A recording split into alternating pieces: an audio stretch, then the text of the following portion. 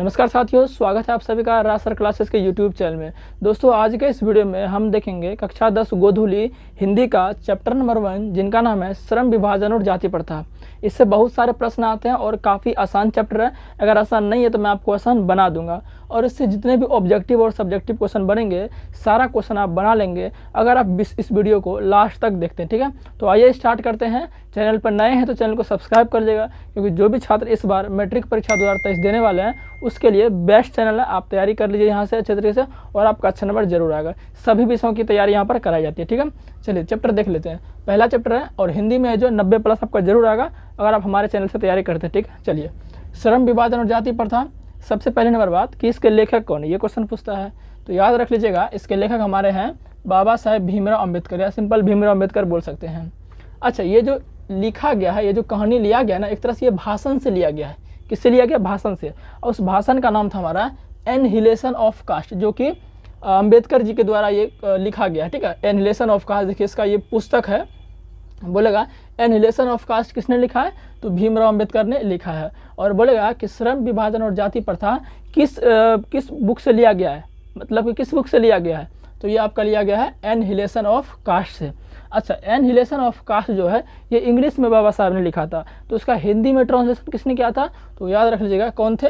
ललाई सिंह यादव ने इसका हिंदी में अनुवाद किया था। ठीक है, और ये जो था ना एक तरह से भाषण था। एक तरह से ये भाषण होता है ना, स्पीच लिखते हैं। कोई भी नेता अगर भाषण देते हैं, उनको जो भी बोलना है तो पहले वो लिख लेते हैं, तब जाके वहाँ बोलते हैं वो सारी चीज़।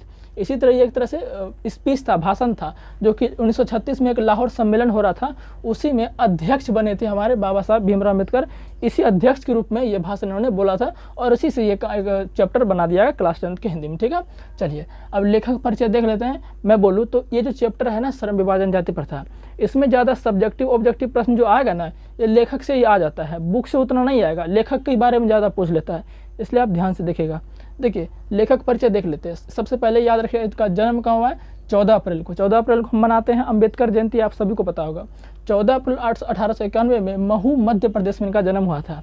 और एक इनका जो जन्म हुआ था वो एक दलित परिवार में जन्म हुआ था। ठीक है, चलिए अब ये भी पूछ लेता है कि इनका मृत्यु कब हुआ था। याद रखिएगा, 1856 में इनका मृत्यु हुआ था, और मृत्यु जो हुआ था वो हुआ था नई दिल्ली में। याद रख लीजिएगा, इन सब सारी चीज़ों को आप कॉपी में नोट भी कर सकते हैं। ठीक है, चलिए अब इन्होंने ये जो था ना उच्चतम शिक्षा, इनको छुआछूत की बीमारी थी, मतलब इन्हें नहीं थी, लोग इनसे छुआछूत करते थे क्योंकि ये दलित परिवार थे।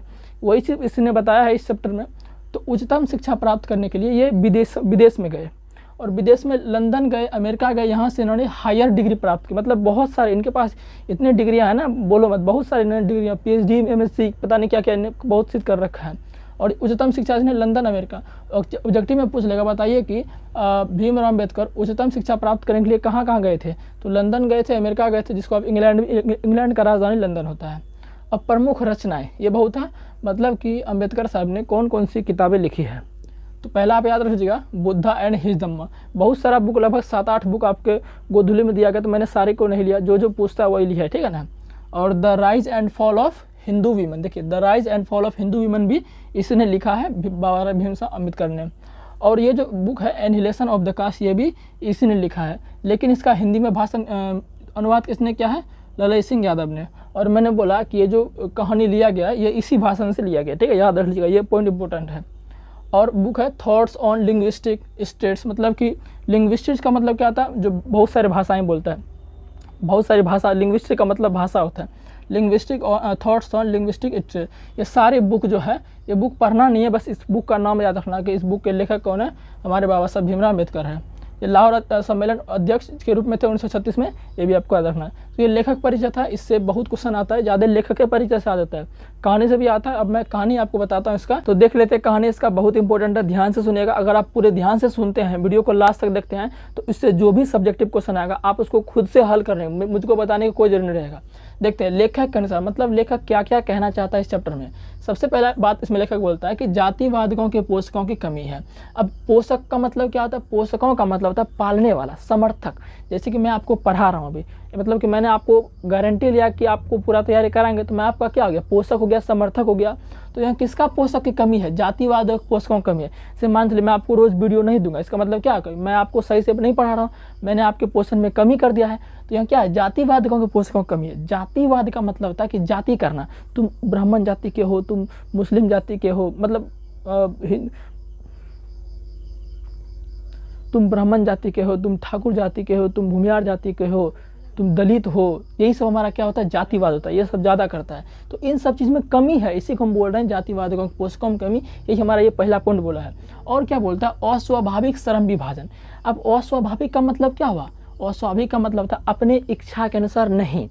श्रम का मतलब काम, विभाजन का मतलब बांटना। मतलब कि अस्वाभाविक श्रम विभाजन है, मतलब कि जो जिस जाति का है उसका जो पूर्वज काम करते आ रहा, तुम उसी वही काम करोगे।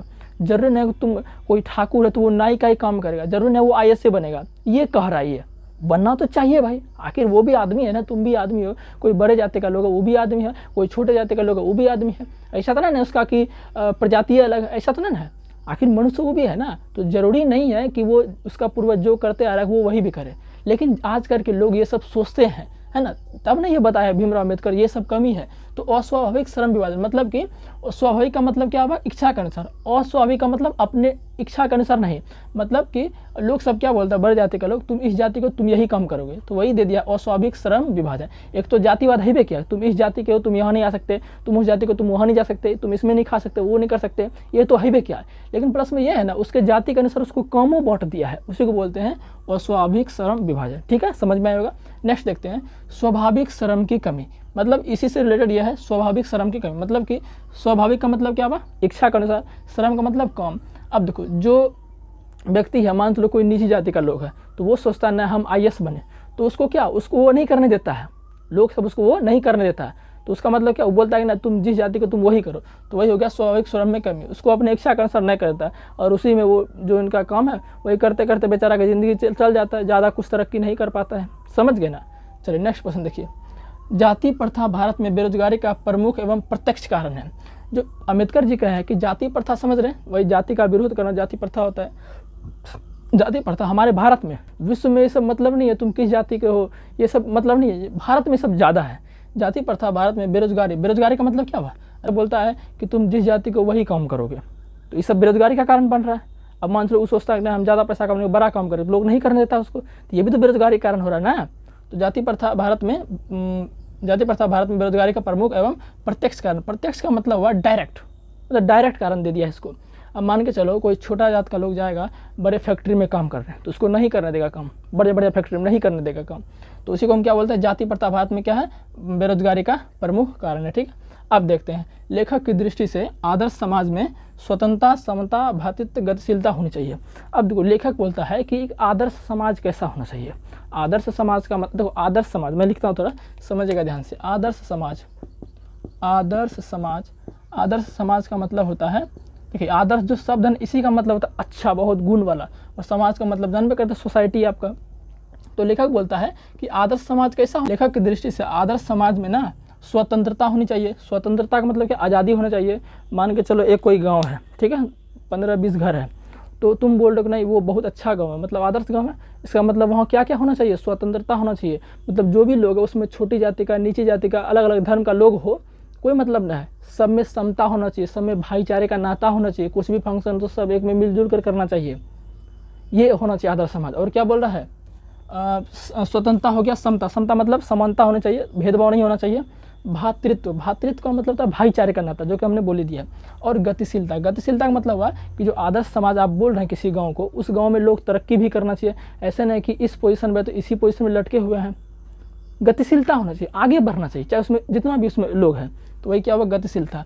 और लेखक बोलता है कि जो भी परिवर्तन हो ना, एक आदर्श समाज में जो भी परिवर्तन हो, वो परिवर्तन ऐसा हो कि उनको तरक्की पर लेके जाए, ऐसा परिवर्तन हो। ठीक है ना, तो ये हमारे लेखक ने बोला। और इन्होंने बोला कि जो आदर्श समाज में ना, आदर्श समाज में दूध और पानी की तरह नाता होना चाहिए, दूध और पानी की तरह नाता होना चाहिए। अब दूध और पानी का मतलब क्या हुआ, देखो दूध और पानी का मतलब हुआ कि दूध में, अगर दूध में पानी मिला देंगे तो क्या उसको हम पानी बोल देंगे, उसको भी दूध ही बोलेंगे।